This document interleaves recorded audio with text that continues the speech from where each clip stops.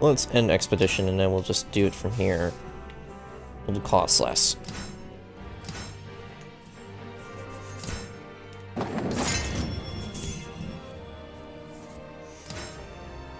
At least I hope it did. I made my way through the desert, my goal an ancient city whose history was bound to Soul Edge. After braving the sandstorm, I arrived, but I was not alone. I guess Zasalamel.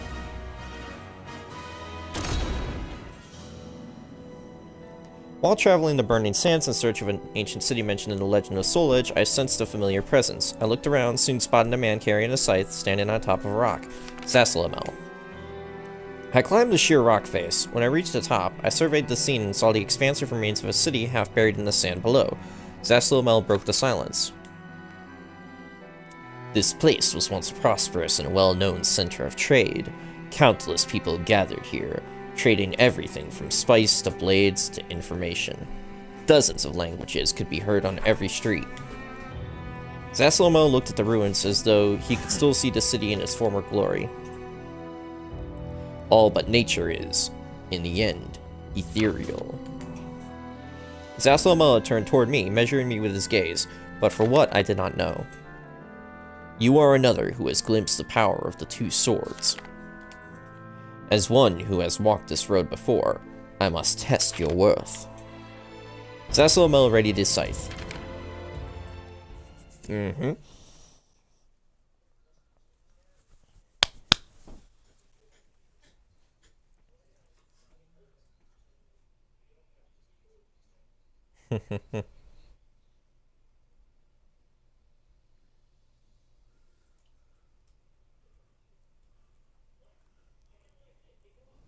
Battle 1.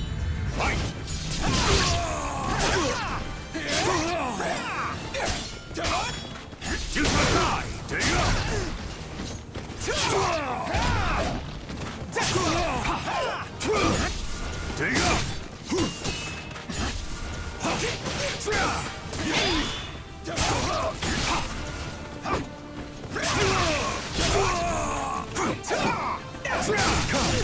No.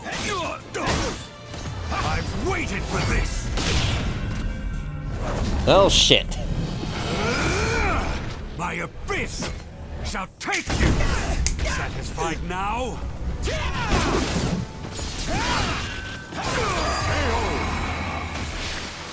Whew. Leave your hope in shreds. Fight.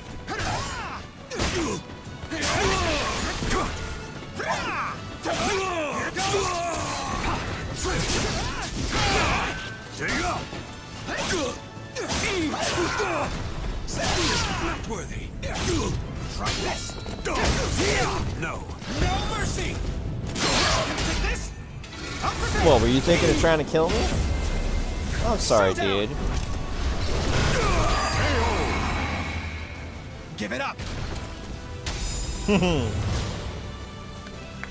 And of course, I just had to go fancy to end that. Freaking love Siegfried Soul Calibur. It's critical edge here in this game.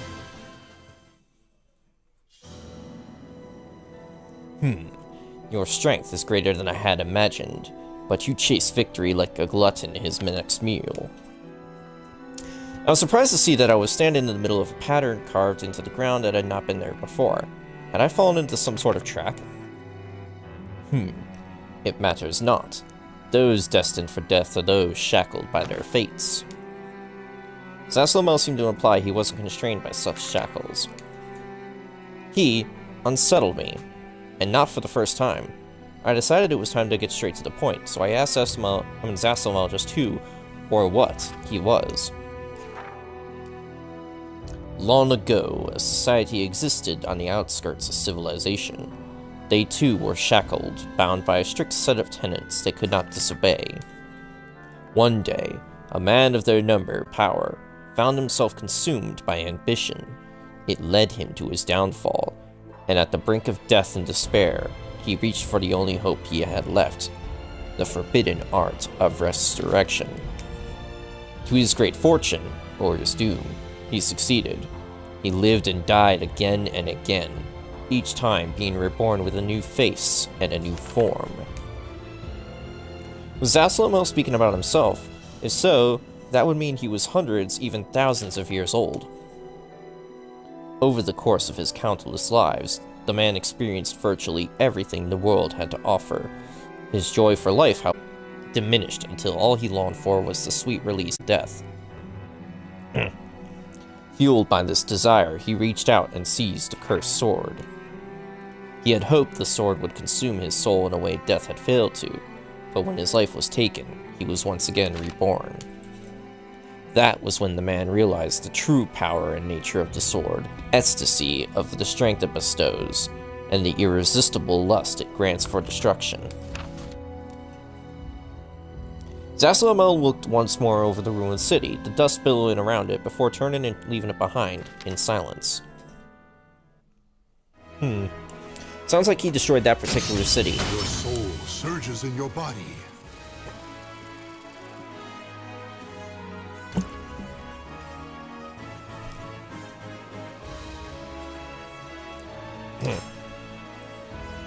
Also, could it have been possible that he was, in fact, not Zasalamel, but, could it have been possible that the one monster I fought against in the previous mission was, in fact, one of the guys from the main campaign? Completely corrupted by the power of the Astral Fissure? Because I'm pretty sure they fought the same way and dressed the same way. Now, what's going on in the harbor? With the information I'd received from the Aval organization to guide me, I went in search of the Black Demon. According to their intelligence, the demon was located in a port town nearby. My first thought was, how could it be possible for a Malfested to lurk in this town unnoticed? According to the Aval agent's report, a particularly cunning Malfested had weeded its way into society by disguising itself as a merchant. While the Black Demon was skilled at covering his tracks, something about this didn't feel quite the same. Queel? What the fuck is Queel? This Malfested looked and acted just like any other human. For a specimen with such guile, interrogation would be pointless. What could I do? I tailed it until night. When it entered a dark, empty alleyway, I approached it. Who's there? I approached silently, and the Malfested bolted. Hastily, I followed. I arrived at, or perhaps I should say I was led to, the port. The Malfested stood before me, sword in hand. How did you know? The Malfested was clearly panicked. Without a word, I readied my weapon.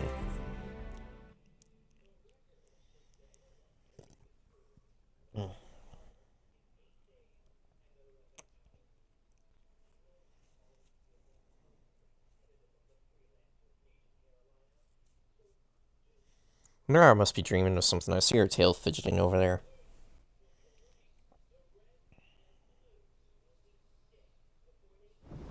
Battle 1. Fight!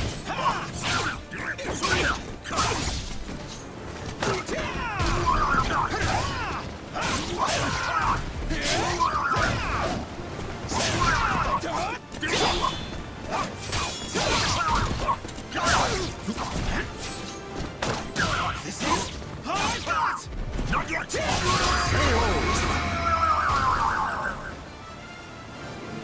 Battle 2. Fight!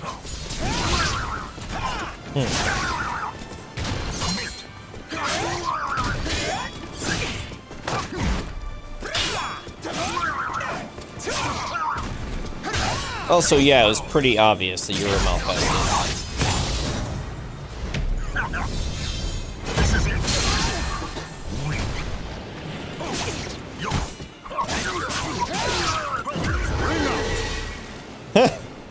Whoops.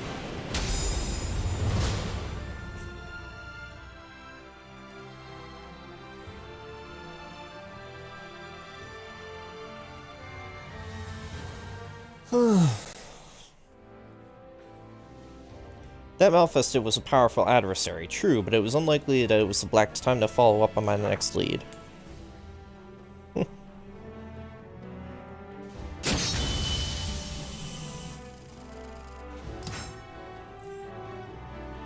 Nice.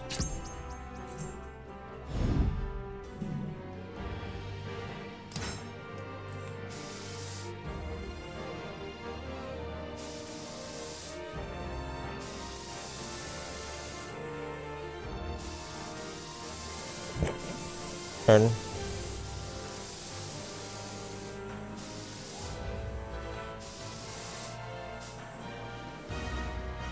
No, I want to figure out what that mission is over there.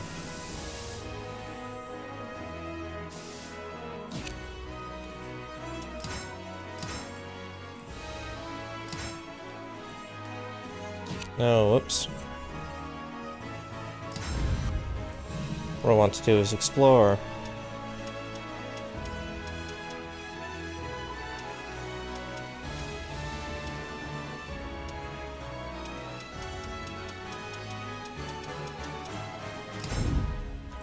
I want to figure out what this is. Footsteps, the spellcaster. Hey! Ethan! Ethan! I turned to see where the voice was coming from and saw Dion. He told me he'd been sent here on a mission a few days prior, and a local Evolve agent had told him I was nearby. It seemed the organization was still keeping an eye on me. Well, it makes sense. You have the ability to lock in astral fissures, and you're probably becoming more powerful as a result of it. I mean, you're malfested, but you're not, you know, an outsider. So you're kind of in between. What happy fate that we should be like this. I have something to tell you. How about we go somewhere to eat? Despite his enthusiasm about running into me, Dion appeared wore down. Curious to hear what was bothering him, I took him up on his invitation. We entered a local tavern, and after we'd placed our orders, Dion turned to face me. Tell me, Ethan, do you think astral fissures might just disappear without you or as well closing them? I'd never heard of anything of the sort and told him as much. He looked at me for a moment, then downed his mug in a single gulp. I suppose it is too good a tale to be true. I wouldn't believe it if I heard it either. According to Dion, a number of astral fissures have disappeared recently. Evolve knew I had the ability to close them, and also that I was nowhere nearby when the fissures were destroyed. With virtually no leads, the investigation was floundering.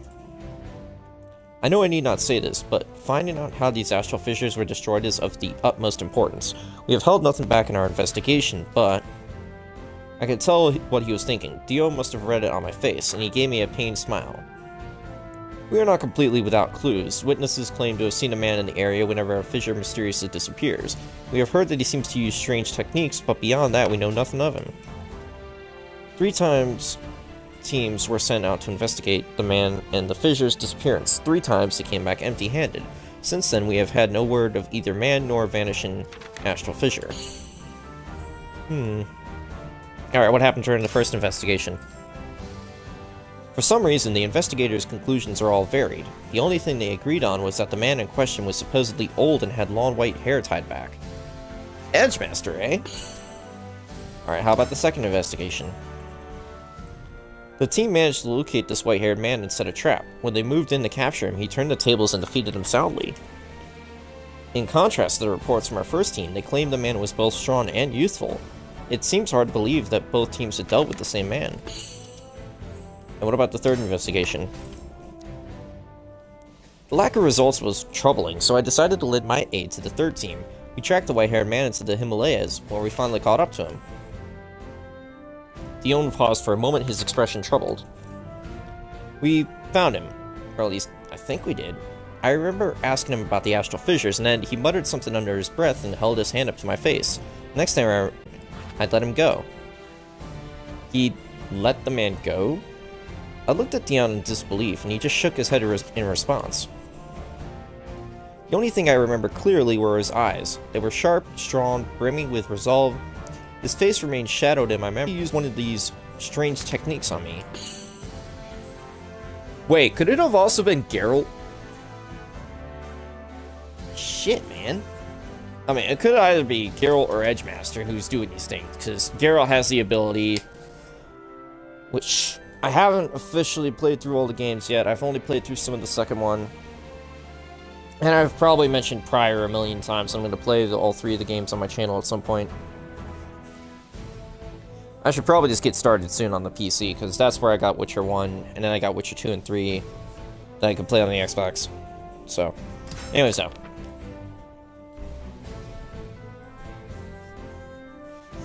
I have a thought.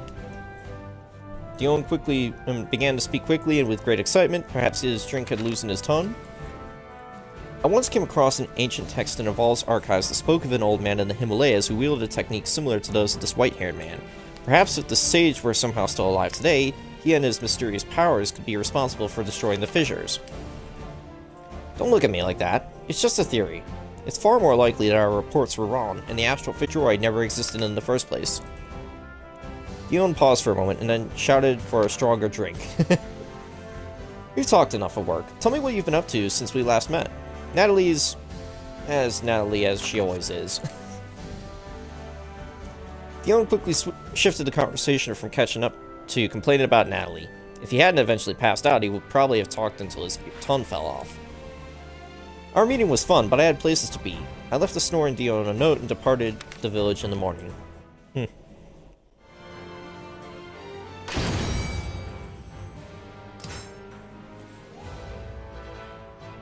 Cool, just a random item I acquired.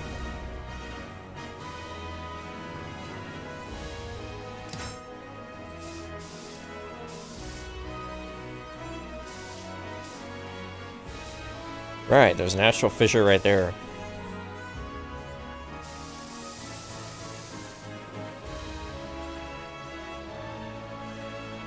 Ancient Master of the Great Sword. I wonder if he literally means that he uses the Zweander like Nightmare or Siegfried. I need another drink.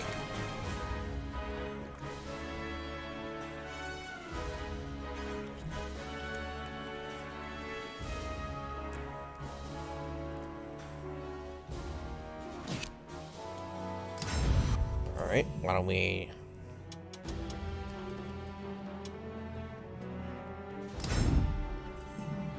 We'll go here first, because there's an astral fissure to seal. What the actual hell with the picture? Sephiroth? Are you fucking kidding me?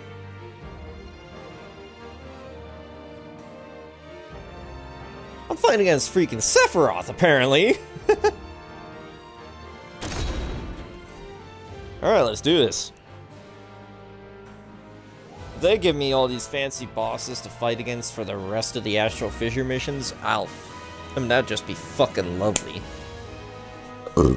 Pardon. Sorry.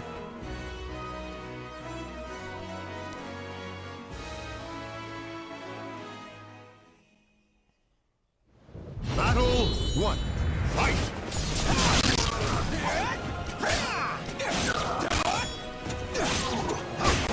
Is he fucking Aswell style? No, actually he's Taki style. Battle 2. Fight! Try this. Why Taki style for Sephiroth? Wouldn't it have made more sense to give him either Siegfried or Nightmare? And then give him the Tachi weapon? Also, that was too easy.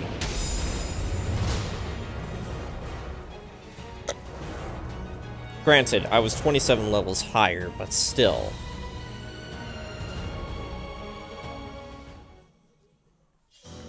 I wonder what the level cap is. As I stretched my hand toward the astral fissure, I felt two forces tugging at me from the other side. In my mind, I heard... Okay, I'm not gonna read this shit again, because we know what it is.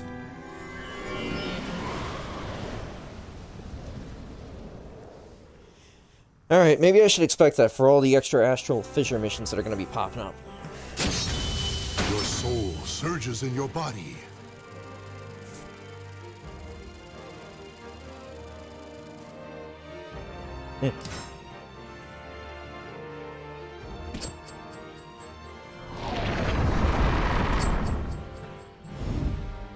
New astral fissure over there, eh?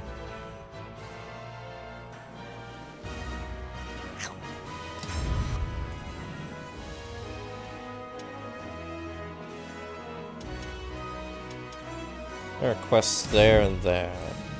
May as well just quickly get those out of the way. The Fires of Hell Nightmare. In the darkest depths of the void, baleful flames lapped out of my body, searing my skin and contorting all I could see. One last shred of consciousness remained in me, an insatiable craving and unquenchable thirst for something.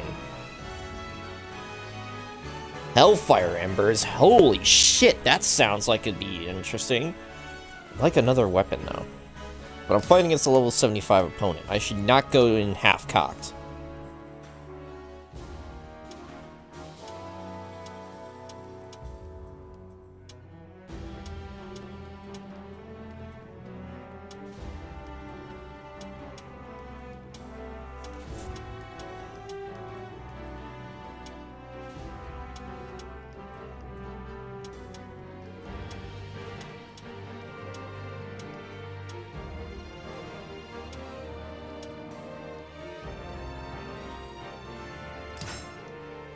Fuck it, let's use the yellow tea for this one.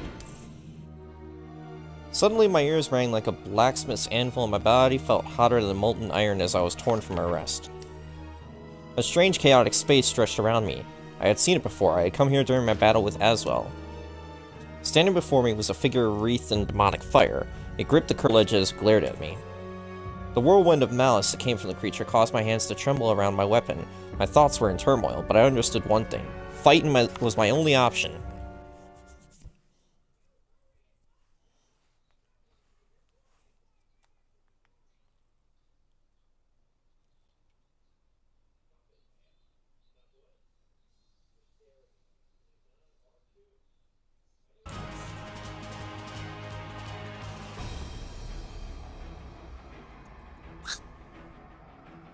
Seriously, this guy's one. Fight.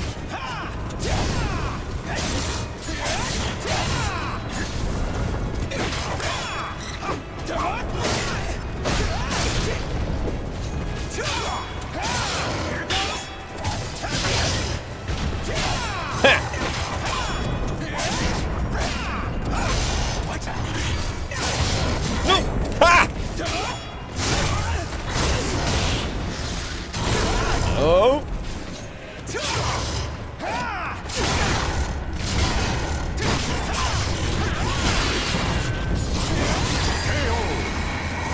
That's right, fuck you!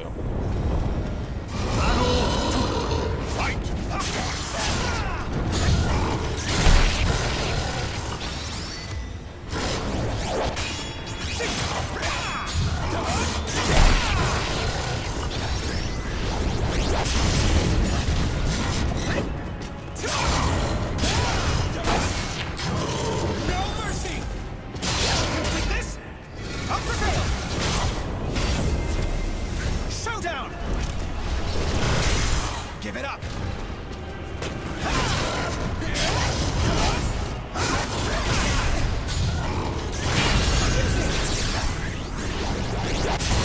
Watch this! Ha! Gotcha! But I didn't use soul charge that time, so... It kind of feels like a waste for me to have used the one item, but whatever. Like fire, hellfire, there's fire in my skin. When I came to, I was lying next to a campfire. Was it only a nightmare? I was certain it could not be dismissed so casually. I felt like I was being watched. I could still somehow sense the malevolence radiating towards me from those dark flames. Fighting off the feverish chill that threatened to overwhelm me, I stared at the sputtering campfire and waited for dawn. Yeah, cause like that's fucking creepy. Your soul surges in your body.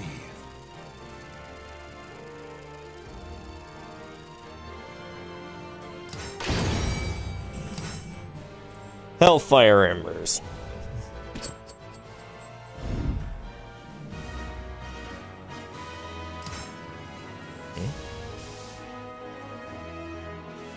Right, there's that mission. Oh, may as well do it real quick.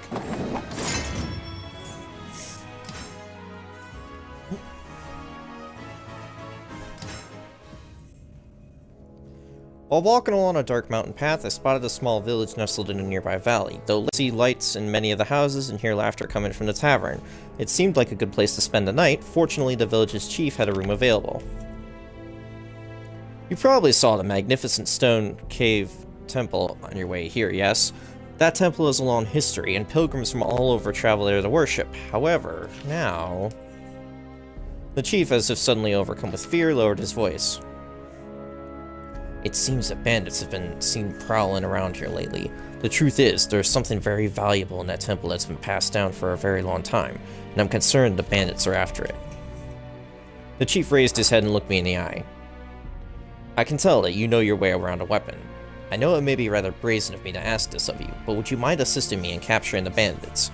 Of course, I'll reward you handsomely for your efforts. I told him that I would need some time to think about it, then retired to my room for the evening. As I readied myself for bed that night, I could hear something outside my window. Sensing it might be trouble, I placed my weapon on my hand. Listen up! Interested in some treasure? Given how secretively this individual was acting, I can tell he was not someone from the village. It was likely one of the bandits the village chief had mentioned. The man continued as I considered what I should do. Normally I'd just kill those that get in my way, but you seem different. You've got some skill. Help me steal the treasure from the temple, and not only will I let you live, I'll even give you a cut of the spoils. Pretty good deal, right? So, want to make a large sum of money? The bandits seem to have been keeping an eye on the village for some time. If you feel like helping me out, then meet me by the waterfall behind the village tomorrow night. I was greeted the next morning by fair skies. Oh, good morning. So, have you reached a decision? Come on, we're going after the bandits. What do you think? I informed the chief that I would help him capture the bandits. Oh, I'm so relieved to hear you say that. Thank you very much. The chief spoke in detail about his plans to guard the village and about the reward.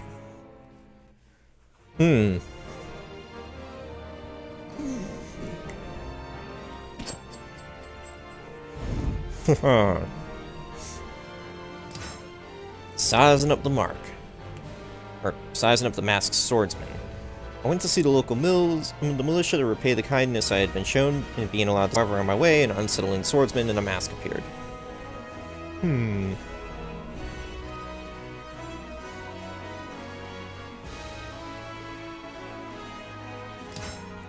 don't think I have a more powerful, Siegfried weapon.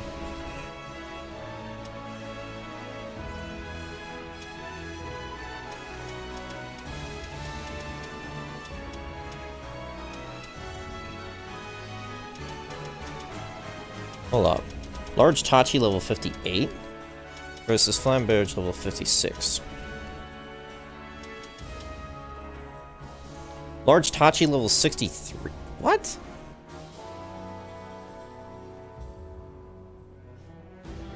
Oh. That's probably why I haven't used them. The damage still isn't as good.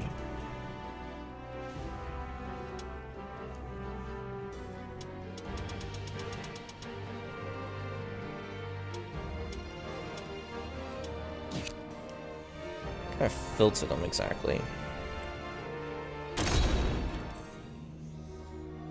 The village chief told me where I could find the head of the local militia. On my way there, I suddenly felt something strange behind me. I turned around to find a masked swordsman with glowing eyes. I need to get a drink. Ah! I'm gonna cough.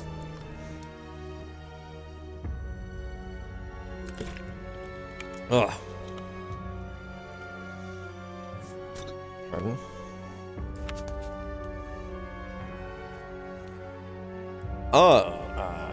I'm fighting against Yoshimitsu. My blade trembles in your presence. What are you? My gaze was transfixed by the bewitching glow radiating from his blade. My name is Yoshimitsu. I shall ascertain the true nature of your soul. Oh, well, I didn't expect that to happen, but...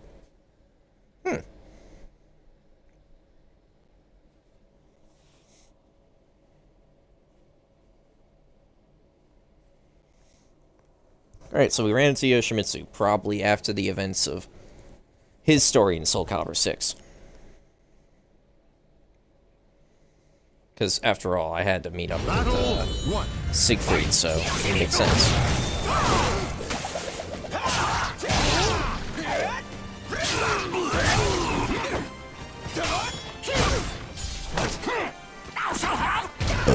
Pardon?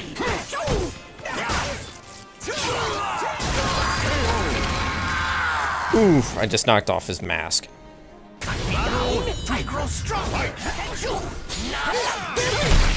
Did he just sneeze?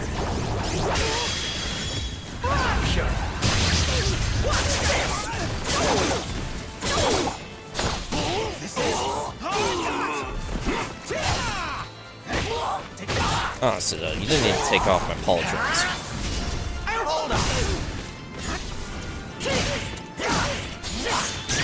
How will this play out?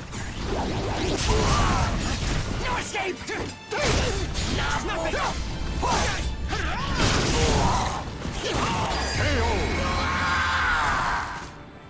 Okay, that was a bit easy there, the way I ended it.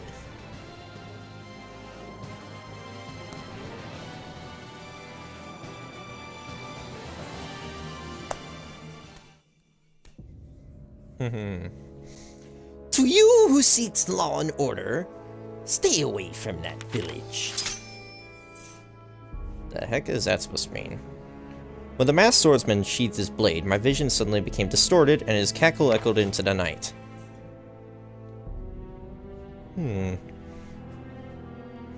Hey, you okay? Surprised by the sudden shout, I readied my weapon. The man who called himself Yoshimitsu was nowhere to be found. Only a man who appeared to be part of the militia stood before me. Are you alright? I've heard there are bandits in these parts. You'd better be careful.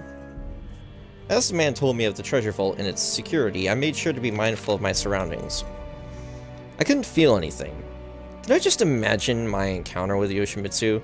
But if he was real, then who was he and what was he doing here? Things are starting to get a little muddled, it seems, because Yoshimitsu's telling me to stay away from the village, but at the same time, I don't know. Yoshimitsu's usually a trustworthy character, you know, when he's on the side of good, or, you know, not conflicted by his one thing. The village was attacked just as the mayor had predicted. I had to protect the treasure vault, but how could I have predicted what came next? Alright, so hits are weakened, but combos do more damage.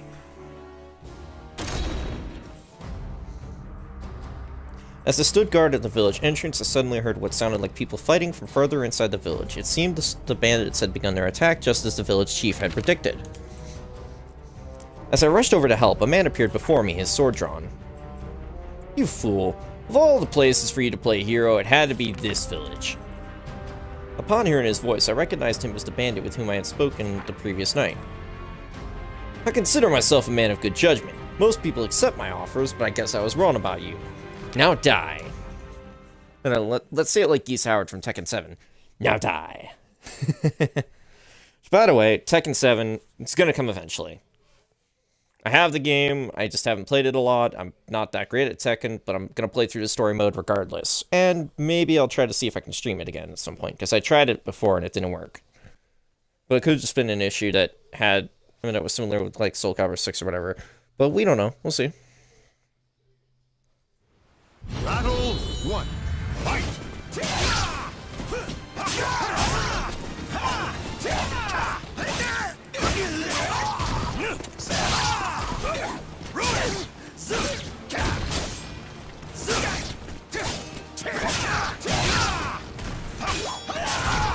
I won't quit! Not yet!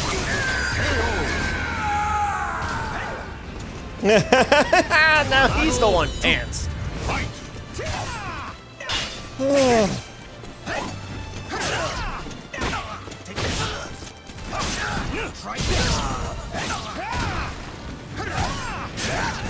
So weak! Watch this!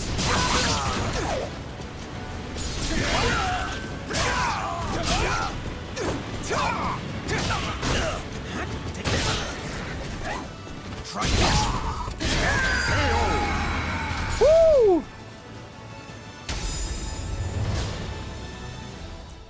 I wasn't even technically trying to do that. I was trying to do the critical edge just to be fancy for the finish, but nope. Pardon. Damn! You really are strong. But don't let this victory go to your head. The treasure is still mine. The bandit turned around and swiftly fled toward the temple. I quickly followed him. I arrived to find a number of men unconscious on the ground in front of the open vault. From their clothing, I could tell it was a mix of both bandits and guards. The bandit from below was among the fallen as well. When I got closer, I saw one man standing inside the open vault, Yoshimitsu. What an absurd farce this was! There was nothing here but a villainous treasure stained with the blood of the innocent. None of these people have claim to it.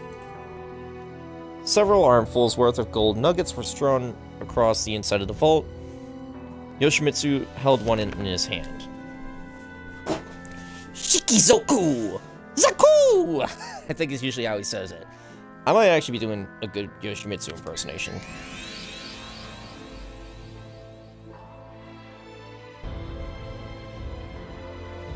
It's at least one of Yoshimitsu's voice actors. I don't know if there's been any other Before I knew it, Yoshimitsu had vanished along with the gold. In the resulting emptiness, I could hear his voice echoing in the still air. If you wish to know more, then follow me.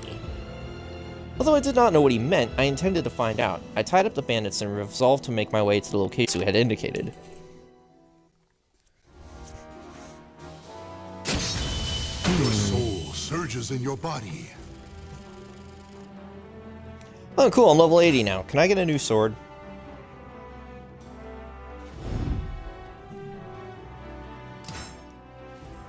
It's still going.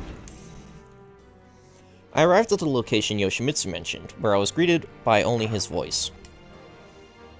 I commend you in your desire to learn the truth, but I must discern whether that commitment to the truth in your heart is genuine. Another battle, eh? Alright, let's do this thing. Voldo, do, do, do, do.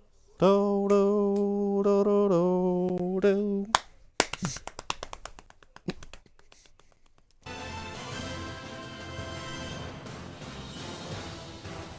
Battle 1. Fight! Really?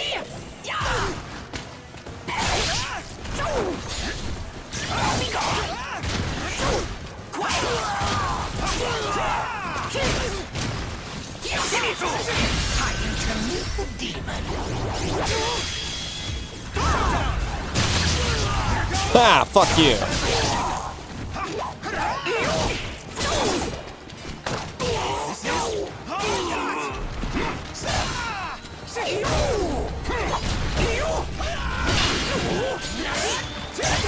Prepare thyself.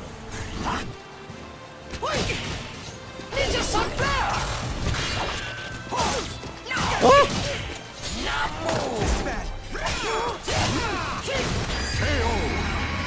Shit. Battle 2.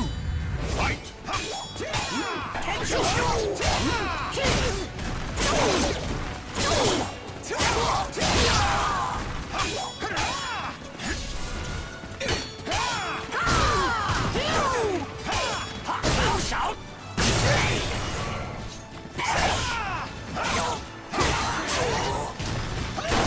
Back against the wall.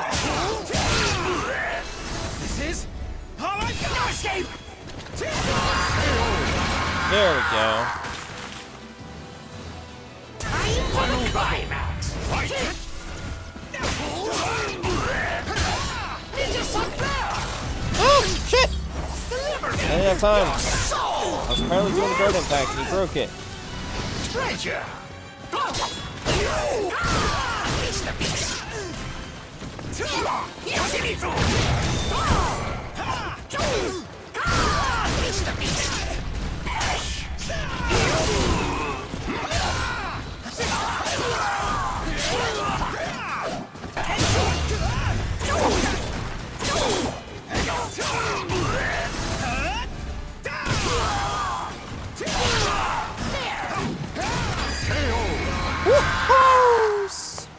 Oh, thank goodness. I don't want to deal with him anymore.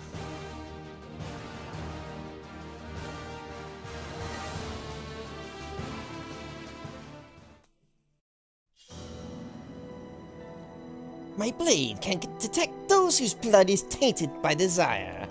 You do not appear to be what it is seeking. Very well, then you should hear this. Yoshimitsu dragged a figure out from the shadow of the tree. I was surprised to see it was the village chief. Yoshimitsu picked the chief up by his head, then reversed the blade in his hands and held it in front of the man's eyes. What are you doing? Or what are you, whatever. I don't know. You villain! Look at my blade! Reveal what you have been hiding. Yoshimitsu's sword began to emit a faint light and the chief's eyes grew dim. We're slavers. We took the village. The man began to tell a horrific story. The supposed village chief explained that the original residents of the village were all dead, as he and his fellow slavers had killed them all and taken their places. The isolated mountain village provided the perfect location to buy and sell both stolen goods and those they enslaved.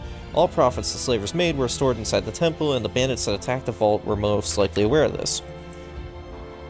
After the man finished his story, Yoshimitsu slew him with one deep thrust of his sword. Those that sought to protect the treasure, and those that sought to steal it. All were nothing but heartless savages that have strayed from the path of righteousness. The body of the false chief thudded heavily to the ground. When I looked up from the body, I discovered Yoshimitsu had vanished. Only his voice echoed in the night air. You, who have attained great power, what path will you walk? Where will your heart lead you? His voice trailed off, leaving only the false chief's corpse. I accidentally pressed X too quickly.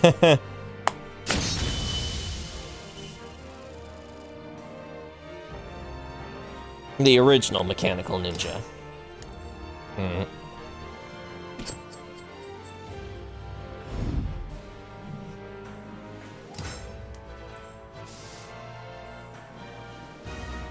The Wolf in the Forest. Ooh, that sounds interesting.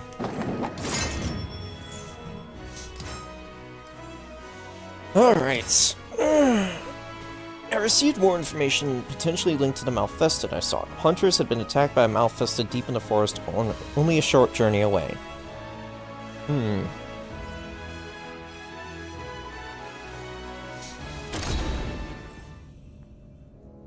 According to the information I received from the Eval organization, a Malfested lurked in this forest. The average person would never set foot in here, but hunters who braved these woods were known to disappear. The density of the trees had made for plenty of blind spots, as an ambusher's dream. It was no wonder few ever saw this creature and lived to tell a tale. The Malfested here could indeed be the Black Demon. My heart pounded, and I made my way into the depths of the shadowy forest. Almost immediately, I was attacked. My attacker, however, was not human, but a lone wolf. Unused to fighting wild beasts, I knew a tough battle lay ahead. I tried to escape my bestial assailant, but it pursued me with dogged persistence and speed. Perhaps this creature was Malfested. The moment I finally landed what I thought was a decisive blow, a whistle pierced the air and the wolf retreated into the darkness of the trees. Apparently, this wolf had an owner. Following the trail of blood, I arrived at a clearing where a Malfested hunter was crouching next to the wounded wolf. So, the hunter becomes the hunted. Without a word, I readied my weapon.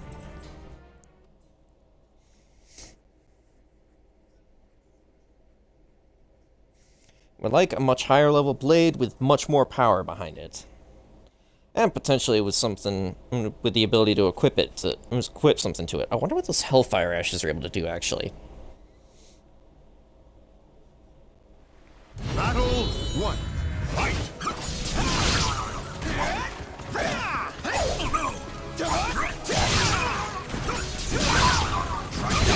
Trying to do a bunch of guard impacts. Silly, man. Okay, so obviously he's gonna make the first round easy. So yeah, see? He's gonna immediately start off with a critical edge, eh?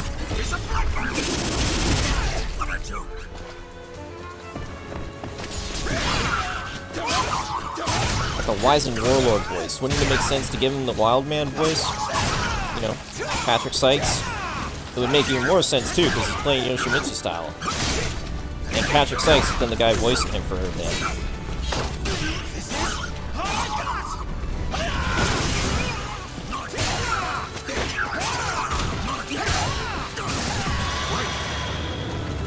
Shit. Final battle. Fight! This is how I got!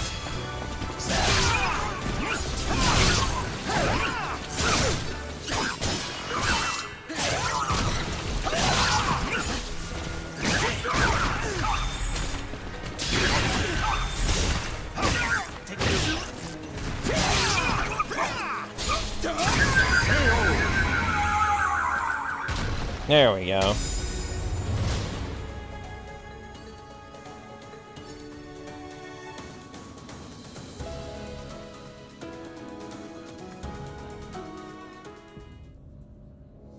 The Malfested hunter took on the life of the wounded wolf, likely in order to prevent its suffering.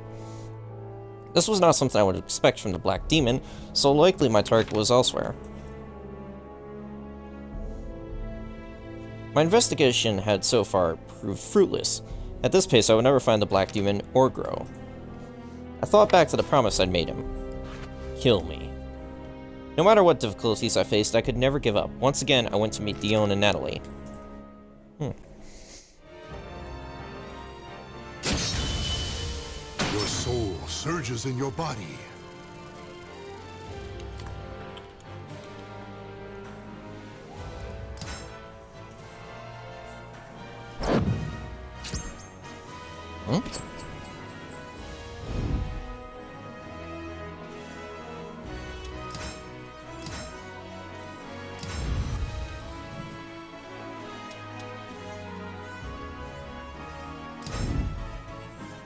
What's going on here? Forest of Regret. I forget what the shop had. Alright, level 10 items.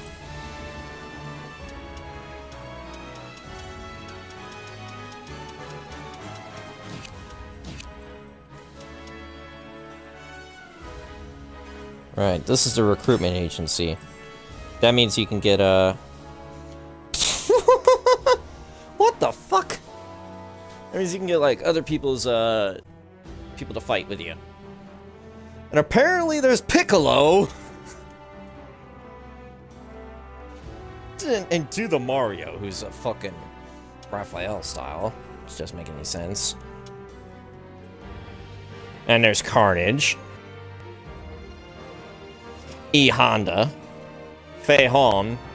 Seriously, who the fuck made these characters?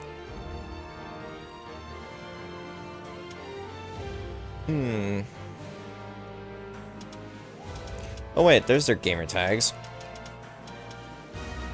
Alright, so All-Seeing Hawk fucking made Piccolo in this game.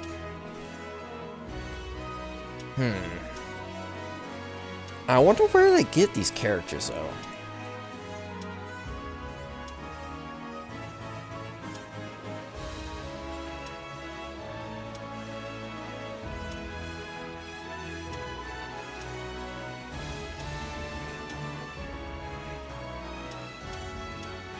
I must have fought these people or something. I don't know how they're here. All I know is all these people are not exactly high enough level to help me anymore. I wonder how you can add yourself into the fucking thing, or if you just get automatically added just by playing the game or whatever. Or maybe it's from the online character transfer thing, which means that Renora is probably a character out there, because she's the character I currently have set for people to see online. How you called out to me as I walked the streets of Yangguan apparently wanted me to meet someone.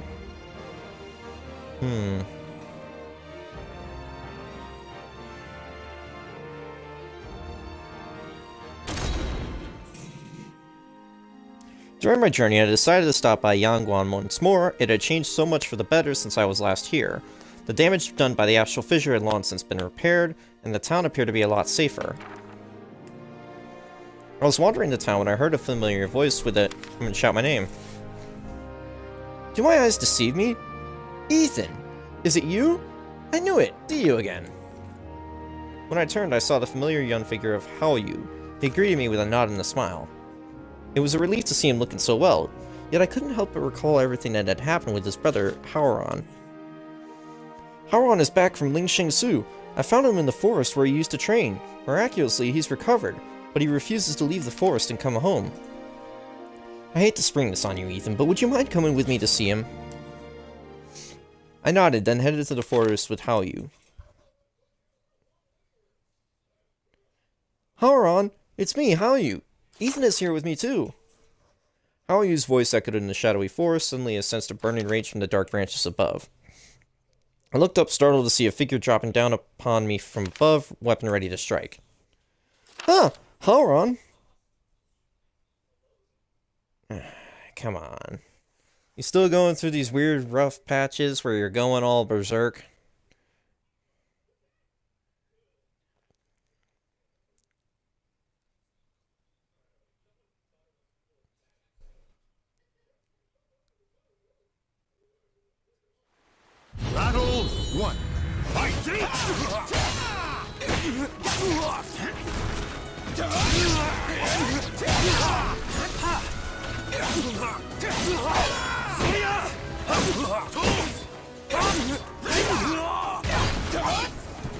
Got you now!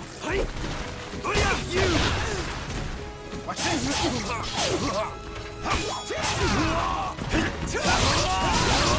Watch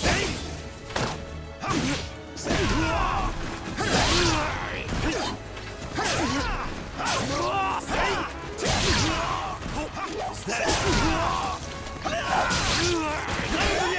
Why the fucking lag spike there?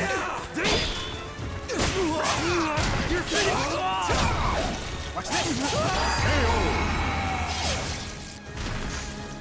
Battle 2! Fight!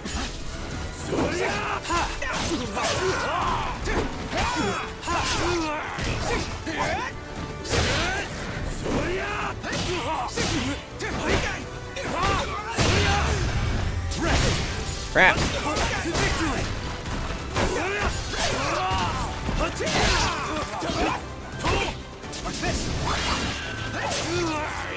Watch this! Watch this!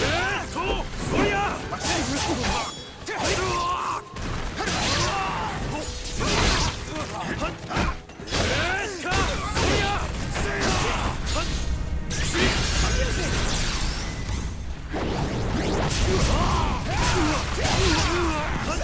On my honor! You!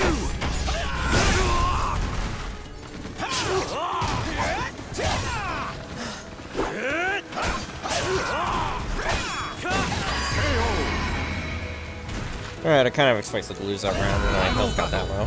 Fight! On my honor!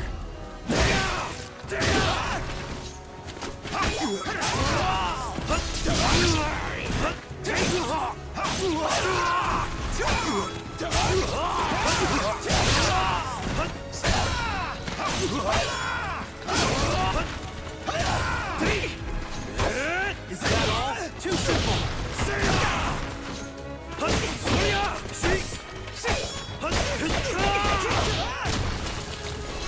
This is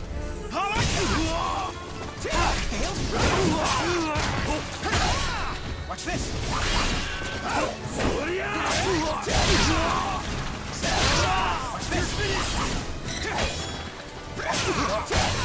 You! No mercy! Take this! I'll prevail! You just had to try and be a hero, didn't you, moron?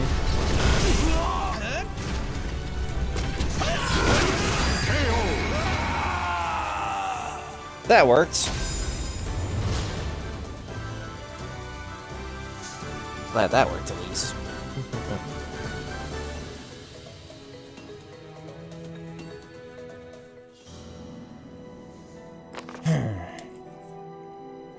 With a groan, Haruan stood, pushing Haoyu aside as he tried to help. Why didn't you end this when you had the chance? Why didn't you kill me? Tell me, why? With a piercing wail, Haoran ran into the depths of the forest. Haoyu sighed, his head bowed in sorrow. Forgive my brother's rudeness, Ethan. Though Haoran has returned from Ling Shangsu with his sanity, his heart still bears many scars. He is torn up by his past, and he hates himself for what he has done. He wishes he had died rather than live with the memory. Once we left the forest, Haoyu finally smiled. Ethan, thank you for agreeing to come with me today. When I found Haoran in the forest, he was like a ghost. He just wandered, never responded to anything I said. Little by little, he began to talk to me. Him fighting you today and venting his rage may not seem like progress, but it is. I'm sorry you had to bear the brunt of it, though. I told him not to worry. I was happy to help. Though anger and bitterness rule him now, one day he'll be thankful he didn't die, and he'll move on. That's the type of person he is. I believe in him. He's my brother, after all. Haoyu told me he would stay in the forest until morning. And with that, we parted ways.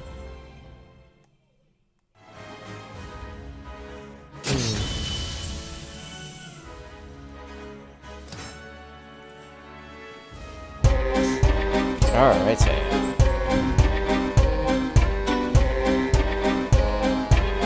Let's just move on.